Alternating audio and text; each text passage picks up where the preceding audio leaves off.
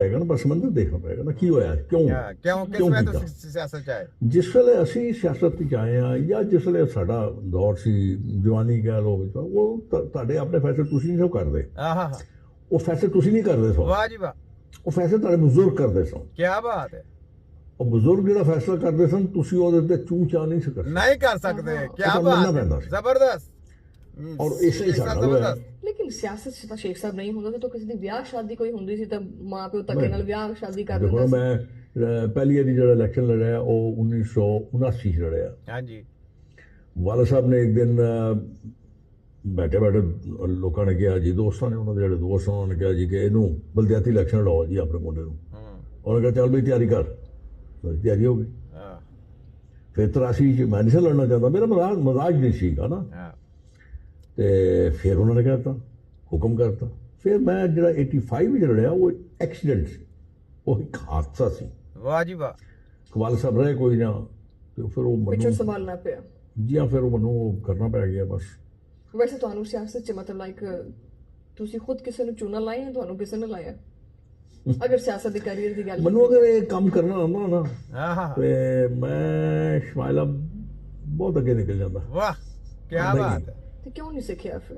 नहीं ना की सीखा लोड़ नहीं है? बस मैं अपनी कबर नहीं जाना कि मैं दूसरे वाह की जी कबर वाह जाना। क्या बात है जवाब सुनिया जी माशा शेख साहब क्या बात है जबर शेख साहब ने कहा मैं अपनी कब्र में आज सियासतदानों से कहता हूँ देखिए उन्होंने कहा मैंने अपनी कब्र में जाना कि मैंने उनकी कब्र में जाना है। ये मैंने वीडियो देने का मकसद ही ये था कि ये देखें इस उम्र में भी उनको अपनी कब्र याद है, तो आप लोगों को भी कब्र याद होनी चाहिए। हम आप लोगों के लिए बोल रहे हैं, आप लोगों को मेडिकल माफिया का जो झांसा दिया गया ना, ये जो आप बोलेंगे कभी उनके खिलाफ तो आपने हॉस्पिटल जाना तो वहां पे आपको जहर के इंजेक्शन दिए जाएंगे, वहां पे आपको स्लो पॉइजन दिए जाएंगे, वहां पे आपको हार्ट अटैक इंजेक्शन दिए जाएंगे, वहां पे आपके साथ जुल्म सितम होना आपकी बॉडी के साथ, क्योंकि आपने अपने हाथों से अपनी मौत का जो पिंजरा तैयार किया हुआ ना वो है मेडिकल माफिया।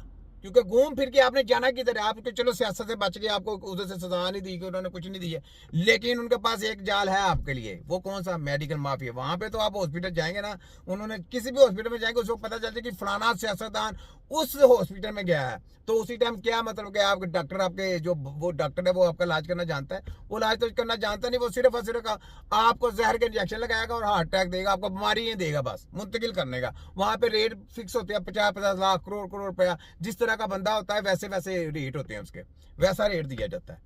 पता है आपको? ये भी मैं बता रहा हूँ।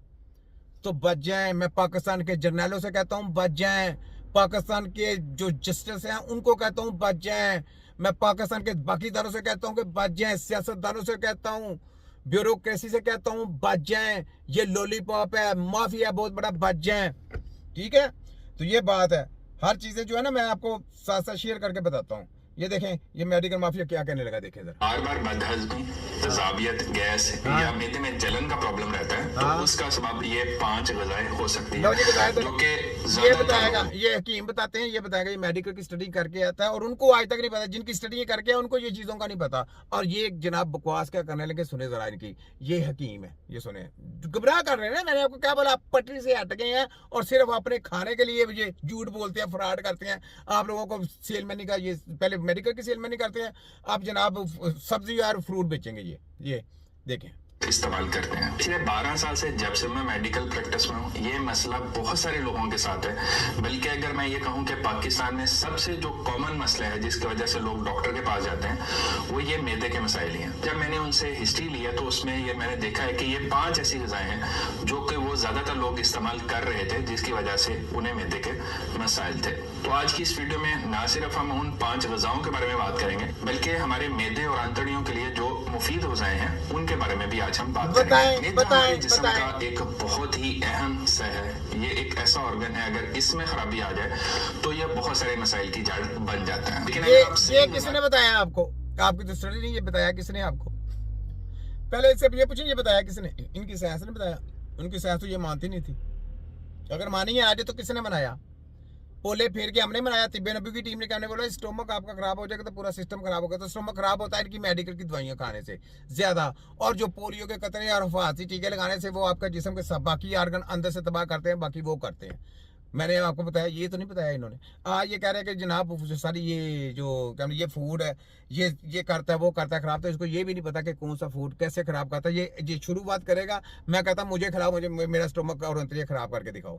जाकर इस्तेमाल करें तो आप मैदे के तमाम मसाइल का हल कर सकते हैं। हाँ जी, तो सबसे करें। पहले तो उन 5 ग़िज़ाओं के बारे में बात कर लेते हैं जो कि मैदे के मसाइल की असल जड़ हाँ, है। बताइए अमेरिकन किस तरह है? गैस्ट्रोएंटेरोलॉजी की जो एसोसिएशन है उसके मुताबिक ज्यादातर लोगों में जो मैदे के मसाइल होते हैं वो मसालेदार चीजें या तली हुई चीजों के खाने से होते हैं। अच्छा, ये चीजें हमारे चलो मैदे चलो, के अब मुझे जितनी मर्जी खिलाओ, कितनी देर खिलाओगे मुझे ये बताओ। चलो, मैं कोई दवाई भी नहीं खाऊंगा, कोई मुझे कितनी देर खाओ, मुझे तुम मैदे के मसाइल करके दिखाओ, कितनी देर खाऊं। लो जी, ये बात तो बनती है ना पाकिस्तानियों, मुझे खिलाओ कितनी देर खाता।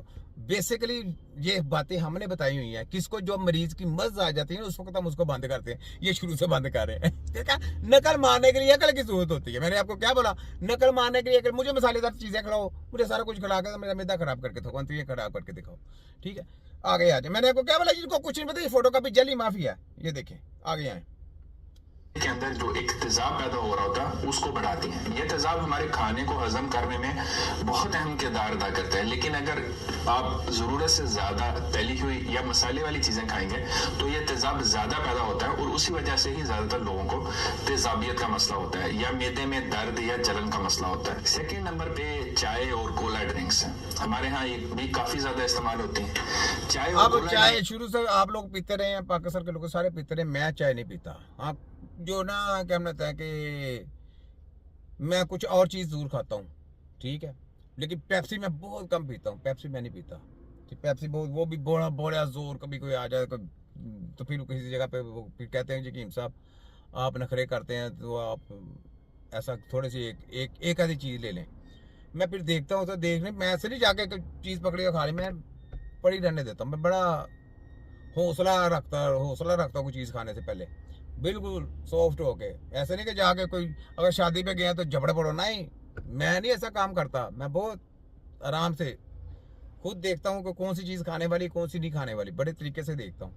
ठीक है, तो ये चीज़ें हैं कि ये जो चीज़ें आज बता रहे हैं, हम तो लोगों को शुरू से मना कर